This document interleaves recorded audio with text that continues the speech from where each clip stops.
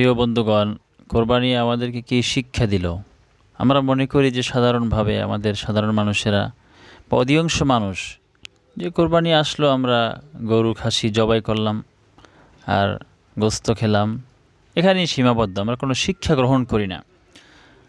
আল্লাহ সুবহানাহু ওয়া তাআলা আমাদেরকে সমস্ত ইবাদত দিয়েছেন শিক্ষা গ্রহণের জন্য। আল্লাহ বলেছেন সব কিছু আল্লাহর খুশির জন্য করতে হবে, একমাত্র আল্লাহর জন্যই করতে হবে। ইন্না সলাতি ওয়া নুসুকি ওয়া মাহইয়ায়া ওয়া মামাতি লিল্লাহি রাব্বিল আলামিন, সব কিছু রব্বুল আলমিনের জন্য। আর এই যে পশুর রক্ত গোশত এগুলো আল্লাহর নিকট পৌঁছে না। আল্লাহ বলেছেন লা ইয়ানালুল্লাহু লুহুমুহা ওয়ালা দিমাউহা ওয়ালাকিন ইয়ানালুহুত তাকওয়া মিনকুম, তোমাদের এই যে পশু তোমরা জবে করলে, কোরবানি করলে, এর গোশত রক্ত এগুলো আল্লাহর নিকট পৌঁছে না, শুধুমাত্র তাকওয়া, কে আল্লাহকে খুশি করার জন্য এগুলো করেছে, আল্লাহ এগুলোই দেখেন। তাকওয়া কার বেশি এগুলো আল্লাহ দেখেন।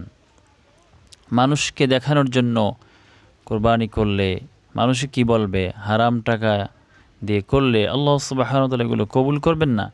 এই জন্য আমাদেরকে শিক্ষা দিয়েছেন সর্ব অবস্থায় আল্লাহকে রাজি খুশি করার জন্য যে কোনো আমল করতে হবে, জেনে বুঝে করতে হবে। মানুষকে দেখানোর জন্য করলে হবে না। আল্লাহ আমাদেরকে বুঝার তৌফিক দান করুক, এ থেকে শিক্ষা গ্রহণ করার তৌফিক দান করুক। অনেকেই দেখা যায় যে আমরা এগুলো ভুলে যাই। সাধারণত অনেকে মানুষে কি বলবে আমরা যদি কোরবানি না করি, এটি সমাজের মানুষ কি বলবে, এই উদ্দেশ্যে আমরা এগুলো করে থাকি। কিন্তু এ ধরনের আমল আল্লাহ গ্রহণ করবেন না। সমস্ত আমলের ক্ষেত্রে আল্লাহ সুবহানাহু ওয়া তাআলার রাজি খুশি থাকতে হবে। রসুল সাল্লাল্লাহু আলাইহি ওয়াসাল্লাম, সাহাবায়ে কেরাম সর্ব কাজের ক্ষেত্রে আল্লাহ সুবহানাহু ওয়া তাআলার রাজি খুশি চাইতেন, তার খুশি চাইতেন। কিভাবে আল্লাহ খুশি হবেন?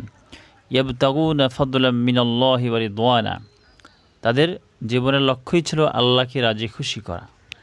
তা আমাদের জীবনের লক্ষ্য কি? আমরা দুনিয়ার উদ্দেশ্যে সব আমল করি, সালাত আদায় করি মানুষকে দেখানোর জন্য, অধিকাংশ মানুষ কোরবানি করি মানুষকে দেখানোর জন্য, হজ করি মানুষকে দেখানোর জন্য। এ ধরনের আমল আল্লাহ কবুল করবেন না। শুধুমাত্র নিজেদের ইচ্ছে অনুযায়ী করলেই হবে না, একটি সিস্টেম অনুযায়ী, আল্লাহর হুকুম অনুযায়ী। রসুল সাল্লাল্লাহু আলাইহি ওয়াসাল্লাম হচ্ছেন উসওয়াতুন হাসানা, তার দেখানো পদ্ধতি অনুযায়ী করতে হবে।